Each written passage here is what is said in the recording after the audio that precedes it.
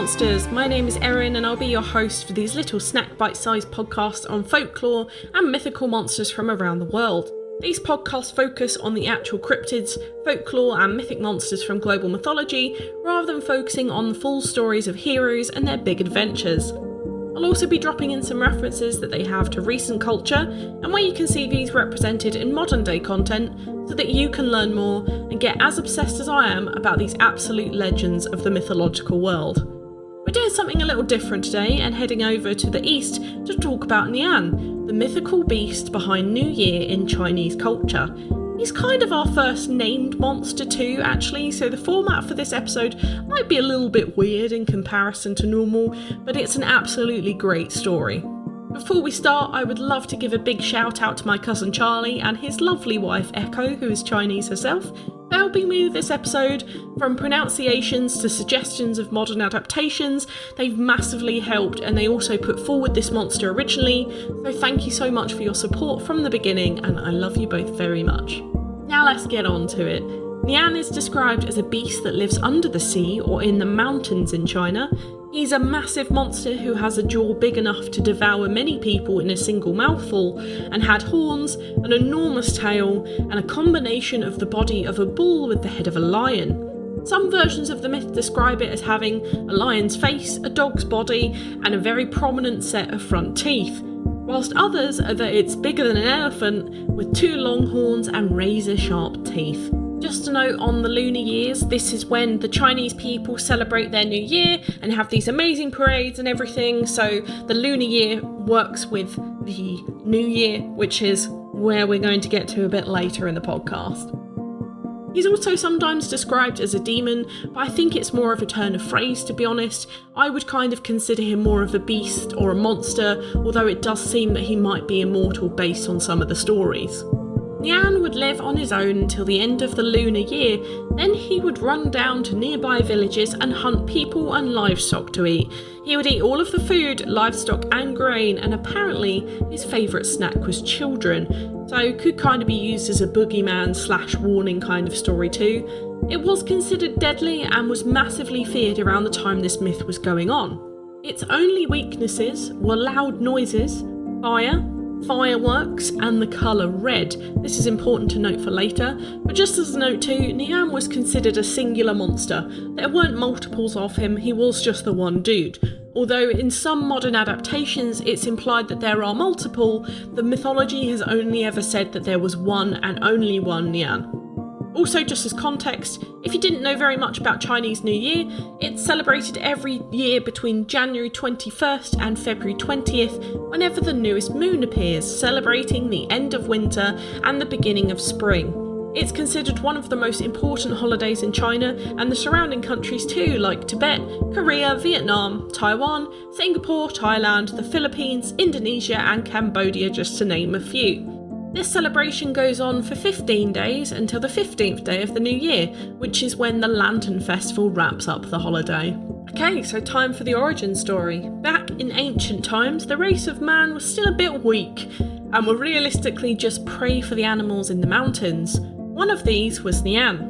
The Jade Emperor, one of the Chinese deities, knew this was a bit too much and forced Nyan to stay up in his mountain most of the time, the only exception to that being the 1st and the 15th day of every new year as spring bloomed. Nyan was so hungry at this point he would eat entire villages of people who would be silly enough to leave themselves open to an attack. The villagers did eventually learn when he would be released. They would then board up their windows, leave food out and only go out during the brightest part of the day, hoping that the monster would pass them by without killing anyone in their household. However, the gods realised that actually this was a bit much too, and decided one year to go down and assist the villagers against his annual feasting. So, totally related, a random old man, wink wink, visited the village before Nyan's descent, and he heard the villagers talking about Nyan and asked them why they feared him, as there's only one of him and many of them. Surely he can't kill all of them. As the wisest man said. The villagers practically laughed him off and went and locked themselves away for the night. However, that night Nyan never came to the village. The reason? The old man had found Nyan, got on his back and ridden him around the countryside all evening, attempting to tire the beast out.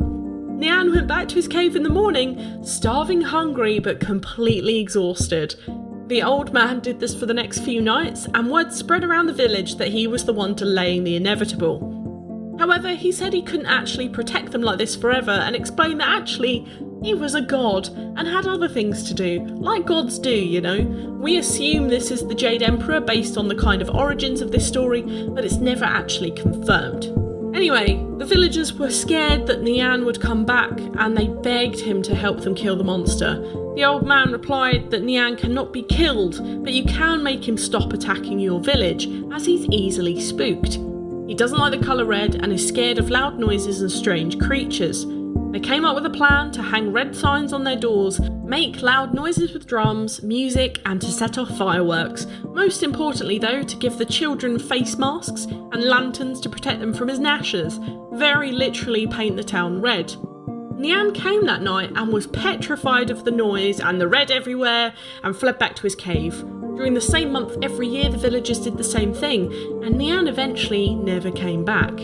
Eventually this became a tradition nationwide to keep Nian away from any villagers, and this is now how China celebrates the Lunar New Year. Now if we go on to the origins of this myth, the earliest written down versions that refer to Nian as a creature date back to as early as the 20th century in Shanghai. This actually kind of spreads some doubt on whether Nian is actually as authentic as a part of traditional folklore, or if it's more of an old wives' tale. However, as I've said numerous times before on this podcast, that's really all folklore is as a whole.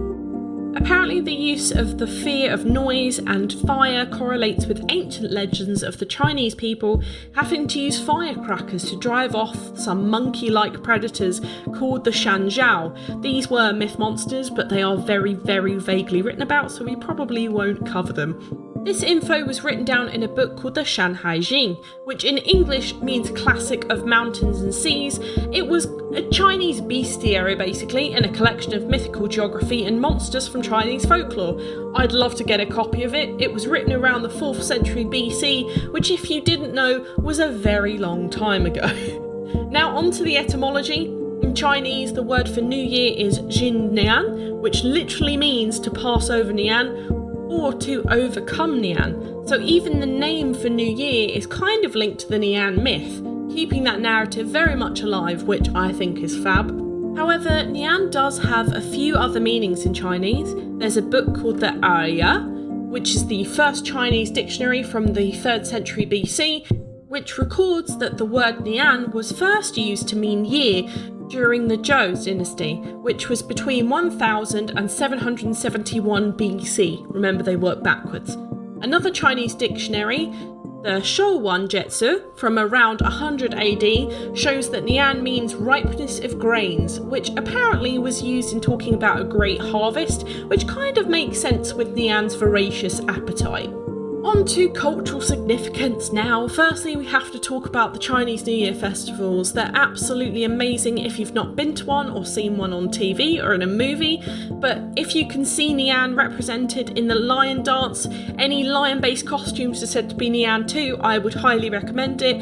You can see these parading the streets during this time alongside the famous Chinese dragons, which we'll talk about another time on the podcast. Art is really tricky this week. There are a few ancient Chinese drawings where you can see these, but I would really recommend just going down and celebrating New Year in your local Chinatown or heading out to China and celebrate this absolute spectacle that is the parades with the costumes. That's how I would say you can experience this the best, to really get into the culture if that's something you fancy doing. Or you can just look up independent artists. That's what I've done for this week at least. There are loads of movies that have Chinese New Year scenes with the Nian costumes, but we are very specifically going to talk about Nian movies. There's actually a very new 2021 Apple TV only release called Nyan, which was shot entirely on an iPhone, and as much as I detest Apple products, looks amazing. It's also got really, really great reviews. Highly recommend checking that one out.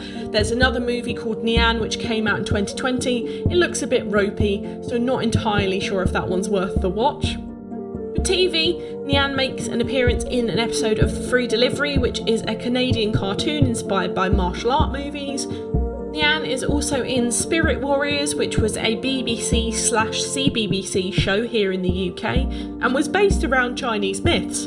Although I will say that Nian in this instant was a whole bunch of people and they were like a ninja humanoid kind of thing in the show. But fun fact, it was the first British TV drama to have a predominantly East Asian cast.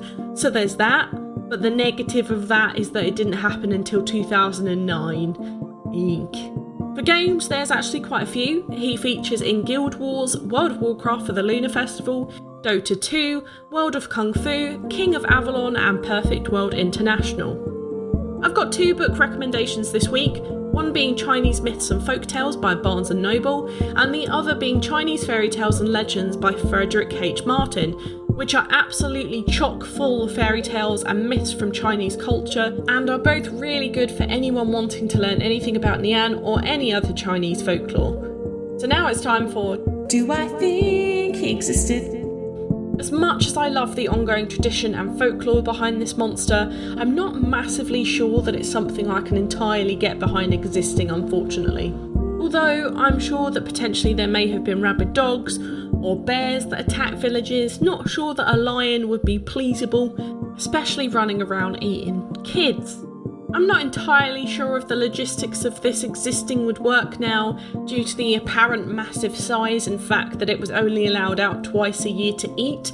But within 2 weeks of each other, what would it do the other time? I bet he's a master pianist, or he's taken up colouring, or he started a podcast or something. We've all been stuck in isolation, my dude, join the party. It also makes sense that fireworks would scare anything off too. They scare me, and I'm a person. I do love the whole godly intervention thing too, that they realised they'd made a horrible mistake in creating it and letting it roam about, and were like, yeah, we should probably help get rid of it now.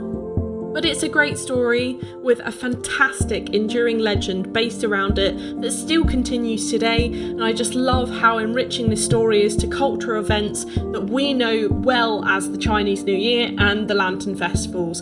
And I can say very wholeheartedly that very few other myth monsters can lay claim to a legacy as long and as amazing as Nian 2. So this was a really, really great myth monster for this podcast and for this week, to be honest. It was a nice little change up from our European stuff for the last month. See, what a great story.